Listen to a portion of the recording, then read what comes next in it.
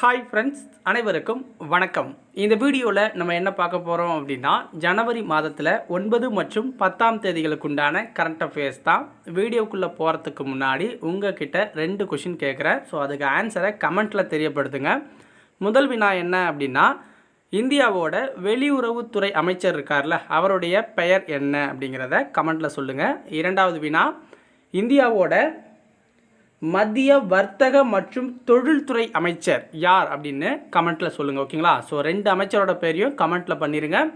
தெரியாதவங்க கமெண்ட்டை பார்த்து தெரிஞ்சுக்கோங்க. ஓகேங்களா? ஸோ வாங்க இன்றைக்கி வீடியோக்குள்ளே போகலாம். வெளிநாடு வாழ் இந்தியர்கள் தினம் எப்பொழுது அனுசரிக்கப்படுது? வெளிநாடு வாழ் இந்தியர்கள் தினம் எப்பொழுது அனுசரிக்கப்படுகிறது? ஆன்சர் ஜனவரி 9ஆம் தேதி. ஓகேங்களா? ஜனவரி 9ஆம் தேதி. அதாவது மகாத்மா காந்தி அவர்கள் வந்து தென்னாப்பிரிக்காவிலிருந்து முதன்முறையாக 1915 ஜனவரி 9ஆம் தேதி தான் இந்தியாவுக்கு வந்தார். ஓகேங்களா? ஸோ அதன் பிறகு அவர் பண்ண சீர்திருத்தங்கள் என்னென்ன அப்படிங்கிறத நமக்கு தெரியும். ஸோ அதை நினைவு கூறுற வகையில் தான் ஜனவரி 9ஆம் தேதியை வெளிநாடு வாழ் இந்தியர்கள் தினம் அப்படின்னு அனுசரிச்சுக்கிட்டு இருக்கோம். இந்தியாவில் 2003ஆம் ஆண்டு வாஜ்பாய் அவர்கள் காலத்திலிருந்து நம்ம இந்த தினத்தை அனுசரிக்கிறோம். ஓகேங்களா? ஸோ அடுத்தது, சாகர் அன்வேஷிகா என்ற ஆராய்ச்சி கப்பலை நாட்டுக்கு அர்ப்பணித்தவர் யார்? சாகர் அன்வேஷிகா என்ற ஆராய்ச்சி கப்பலை நாட்டுக்கு அர்ப்பணித்தவர் யார்? ஆன்சர் பாருங்கள், ஹர்ஷ்வர்தன். ஓகேங்களா? சுகாதாரத்துறை அமைச்சராக இருக்கார்ல, ஹர்ஷ்வர்தன் அவர்கள் தான் வந்து நாட்டுக்கு அர்ப்பணித்தார். ஸோ இந்த கப்பல் அப்படிங்கிறது பார்த்திங்கன்னா சுயசார்பு இந்தியா திட்டத்தின் மூலம் முழுவதும் இந்தியாவில் தயாரிக்கப்பட்டது. ஓகேங்களா? ஸோ சென்னை துறைமுகத்தில் நடந்த ஒரு நிகழ்ச்சியில் ஜனவரி 9 இந்த கப்பலை நாட்டுக்கு அர்ப்பணித்தாங்க. ஓகேங்களா? ஸோ அடுத்த வினா பாருங்கள். சிவகங்கை மாவட்டம் வேம்பச்சூர் வி புதுகுளம் கண்மாயில் யாருடைய காலத்தைச் சேர்ந்த கல்வெட்டு கண்டெடுக்கப்பட்டிருக்கு? சிவகங்கை மாவட்டம் வேம்பச்சூர் வி புதுகுளம், இதெல்லாம் நோட் பண்ணி வச்சுக்கோங்க. ஓகேங்களா? ரொம்ப ரொம்ப முக்கியமான வில்லேஜஸ் இதெல்லாம் வந்து.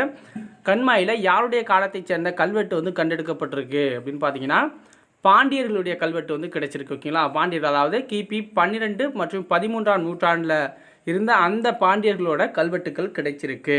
ஓகேங்களா? ஸோ அடுத்தது, இந்தியாவில் எப்பொழுது முதல் கட்ட கரோனா தடுப்பூசி போடப்படுது? இந்தியாவில் ஆல்ரெடி பார்த்திங்கன்னா 2 மருந்து வந்து பர்மிஷன் கொடுத்துட்டாங்க அப்படின்னு நம்ம பார்த்துருப்போம். அதாவது கோவேக்சின் அப்படிங்கிறதும் கோவிஷீல்டு அப்படிங்கிற 2 தடுப்பூசிகளுக்கும் அனுமதி வந்து கொடுக்கப்பட்டிருக்கு இந்திய மருந்து தர கட்டுப்பாட்டு ஆணையத்தால். ஸோ அதன்படி பார்த்திங்கன்னா முதல் கட்ட கரோனா தடுப்பூசி வந்து யாருக்கு போட போகிறாங்க அப்படின்னா, சுகாதார பணியாளர்கள், முன்கள பணியாளர் அப்படின்னு சொல்லுவாங்க. சுகாதார பணியாளர்களுக்கு பேர் முன்கள பணியாளர்கள். 3 கோடி பேருக்கு இந்த ஊசியை வந்து போட போகிறாங்க. ஓகேங்களா? சாரி, அரிசின்னு சொல்லிட்டேன். ஸோ இந்த ஊசியை வந்து போட போகிறாங்க, தடுப்பூசியை. ஓகேங்களா? ஸோ 2ஆம் கட்டத்தில் வந்து 27 கோடி பேருக்கு வந்து போடுவாங்க. அதாவது 50 வயதை கடந்த முதியோர்களுக்கு. ஓகேங்களா? அதுக்கு அவங்களுக்கு 2ஆம் கட்டத்தில் முன்னுரிமை கொடுப்பாங்க. ஸோ என்னைக்கு வந்து ஸ்டார்ட் பண்ண போகிறாங்க அப்படின்னு பார்த்தீங்கன்னா, ஜனவரி 16ஆம் தேதி ஸ்டார்ட் பண்ணுறாங்க முதல் கட்ட கரோனா தடுப்பூசி. அடுத்தது, அமெரிக்காவின் கரோனா தடுப்பூசிக்கு தடை விதித்துள்ள நாடு எது? அமெரிக்காவின் கரோனா தடுப்பூசிக்கு தடை விதித்துள்ள நாடு எது? Answer Iran. ஓகேங்களா? அமெரிக்காவுக்கும் ஈரானுக்கும் கொஞ்சம் சிக்கல் இருக்குது. ஸோ அதனால் அவங்க வந்து தடை விதிச்சிருப்பாங்க. ஓகேங்களா? ஸோ அமெரிக்காவோட ஸ்பைசர் நிறுவனம் இருக்குது பாருங்கள், அதுவும் பிரிட்டனோட அஸ்ட்ராஜெனகா அப்படிங்கிற 2 நிறுவனம் இணைந்து இந்த மருந்து வந்து தயாரிச்சிருக்காங்க. ஓகேங்களா? ஸோ அதை வந்து ஈரான் தடை விதிச்சிருக்கு. அதாவது அவங்க நாட்டில் இவ்வளோ பேர் இருக்காங்க. ஸோ அமெரிக்கா என்ன பண்ணுது அப்படின்னா, மருந்தை கண்டுபிடிச்சி மற்ற நாடுகள் மேல் பயன்படுத்தி பார்த்துட்டு அதுக்கப்புறம் அவங்க மக்களுக்கு கொடுக்கும். அதனால் நம்ம வந்து பயன்படுத்திக்க வேண்டாம் அப்படிங்கிற மாதிரி ஒரு காரணத்தை சொல்லி தடை விதிச்சிருக்காங்க. ஓகேங்களா? அந்த நாட்டோட தலைமை மத குருவாக இருக்கிற அயதுல்லா கமேனி அப்படிங்கிறவர் இந்த அறிவிப்பை கொடுத்துருக்காரு.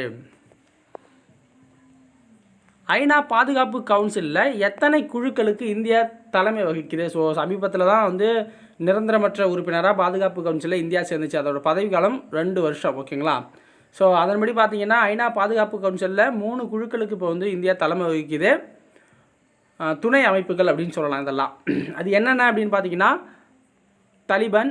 ஓகேங்களா? தலிபான் அதுக்கு எதிர்ப்பு குழு அப்படின்னு சொல்லலாம். லிபியா பொருளாதார தடைக்குழு, பயங்கரவாத எதிர்ப்பு குழு. இந்த 3 குழுக்களுக்கு வந்து இந்தியா தலைமை வகிக்கிறதா ஐநாவுக்கான இந்திய தூதராக இருக்க டிஎஸ் திருமூர்த்தி வந்து சொல்லியிருக்காரு. ஓகேங்களா? டிஎஸ் திருமூர்த்தி தான் இந்தியாவுக்கான ஐநா தூதர்.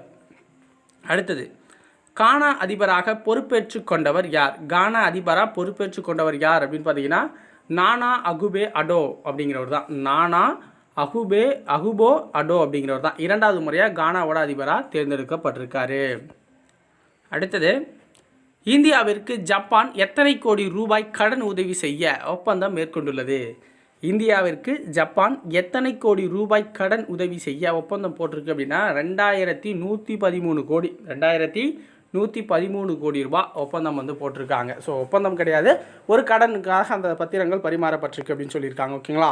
ஸோ அதாவது ஜப்பான் மதிப்பில் 30 பில்லியன் யென் அப்படிங்கிறத கொடுக்க போகிறாங்க.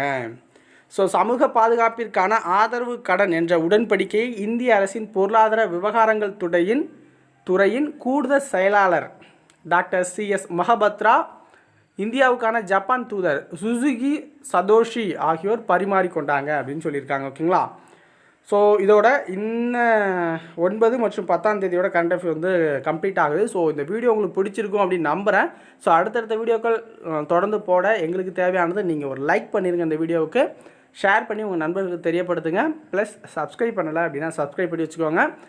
ஓப்பனிங்கில் கேட்டால் அந்த 2 கொஷினுக்கும் ஆன்சர் வந்து எல்லாருக்குமே ஈஸியாக தெரியும், தெரியாதவங்க தெரிஞ்சுக்கோங்க. ஓகேங்களா? ஸோ இது ஒரு சிம்பிள் கொஷின்லாம் சொல்ல வேண்டாம், சிம்பிள் தான் நம்ம எக்ஸாமில் வந்து நம்மளை வந்து காலவாரி விடுறது. ஸோ பார்த்து தெரிஞ்சுக்கோங்க. நன்றி, வணக்கம். ஸோ நாளைய கரண்ட் அஃபேர்ஸில் சந்திக்கலாம், நெக்ஸ்ட் வீடியோவில் நம்ம பார்க்கலாம். ஓகேங்களா? So bye.